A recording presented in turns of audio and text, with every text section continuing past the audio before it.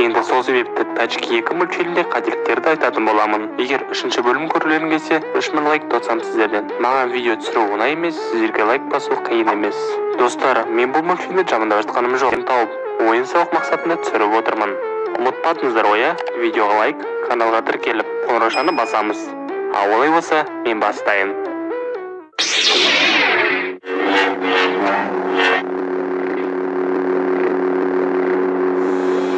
Мультфильм басында бізді қателік қарсы алады. Фин қайықтың үстінде, оның қасында сеткадан жасалған қораптар бар.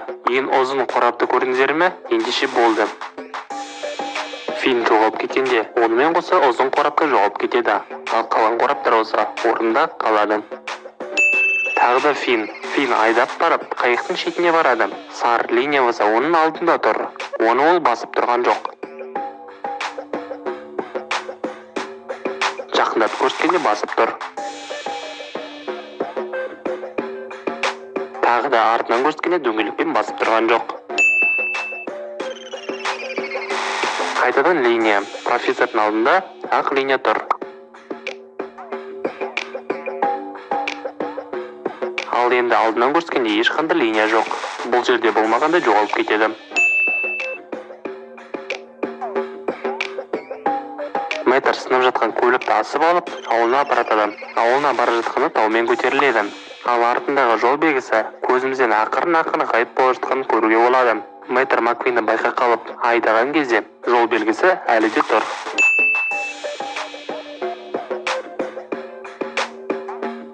Стөлдің үстіндегі гүлге қараймыз. Ол гүл Майшаның қасында тұр.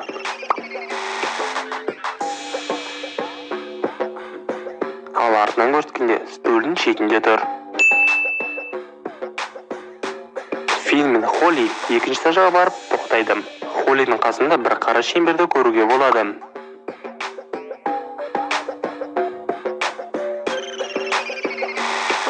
Камера жақындатса, ол жоқ. Мэтр багажын сусындармен толтырып алады. Одан кейін ащы васабидің дәмін көрген соң, ол суды іздеп айдайды. Бірақ іздеп жүріп Маквинға бара жатқанда, артында ешқандай да сусын жоқ. Фин мен Холли бір-біріне жақын тұр.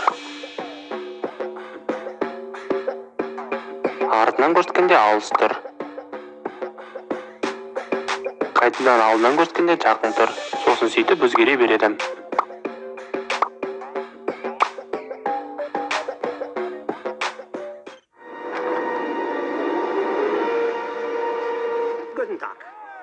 Это же профессор.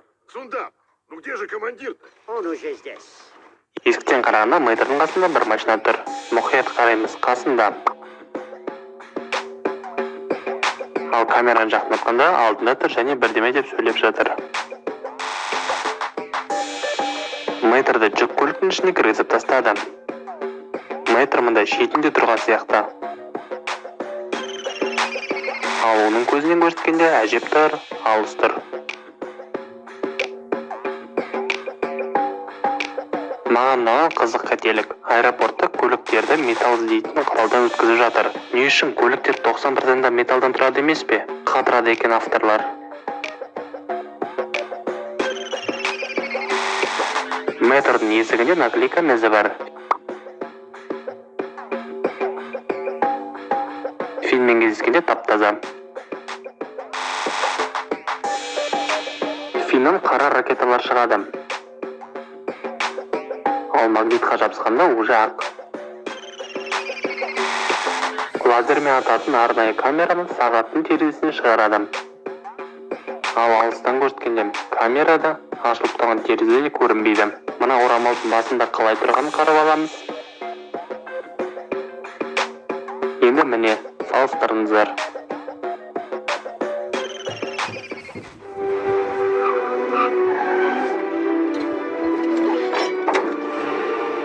Двигатель с моего фото. Абсолютное сходство. Как этот тягач меня раскусил? Сонында оң жағында қара полицейский тұр.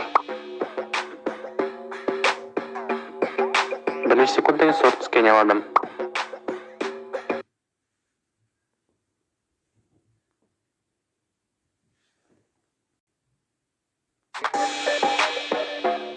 Осымен қателіктер бітті.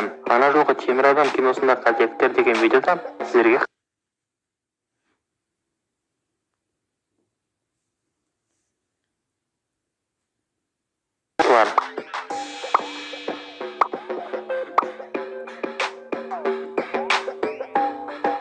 Сіздердің көбісі қателік кружканың әрпінде дедіңіздер. Иә, ол да дұрыс. Бірақ негізгі қателік мынандай. Тони Старк тарапынан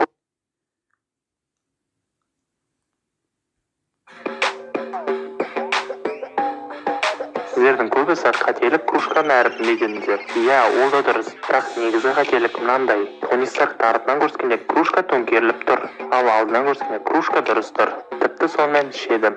Осы видеода сіздерге қателік қалдырдым.